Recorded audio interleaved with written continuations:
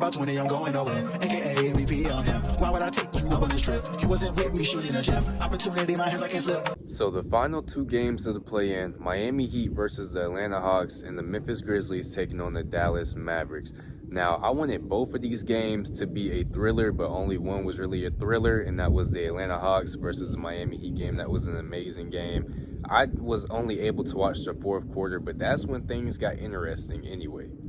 I'm not even gonna lie, I had the Atlanta Hawks winning this matchup pretty easy. I thought Trae Young was gonna have a historic game and go off, but I doubted the Miami Heat. I forgot.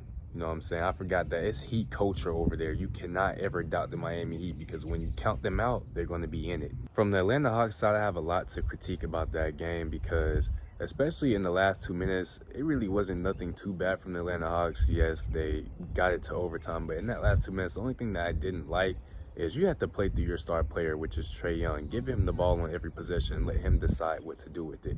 He gave the ball to Dyson Daniels, and he called for the ball back. Dyson drove, kicked it to Niang, and Niang, drove in, took a little hook shot. Yes, it was a good look, but no offense, it's Niang. We want Trae Young taking that shot, or we want Trae Young making that decision. But all in all, it was no reason to fear because Captain Atlanta saved the day, Trae Young, with the layup to tie the game with 1.3 seconds left on the clock to send the Atlanta Hawks to overtime.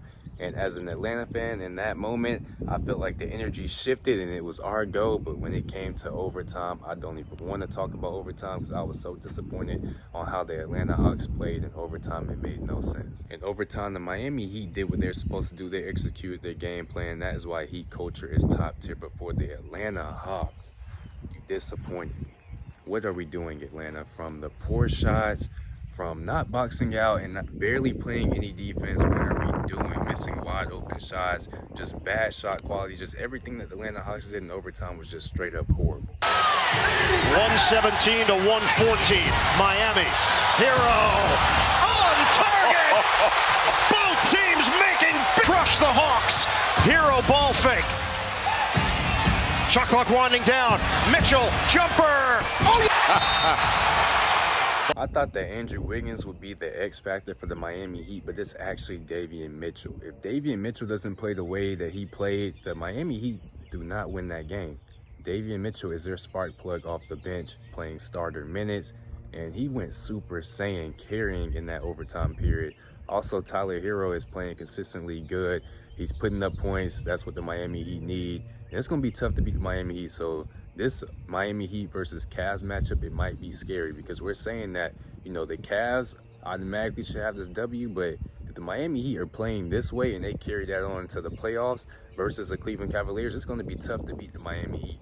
Before we move on to the Mavs versus Memphis game, comment down below who you have winning that series between the Cleveland Cavaliers and the Miami Heat and how many games that series will go. In the Memphis versus Mavericks series, I figured that the Memphis Grizzlies will win, just because they have more star power, Ja, Desmond Bane, and Triple J.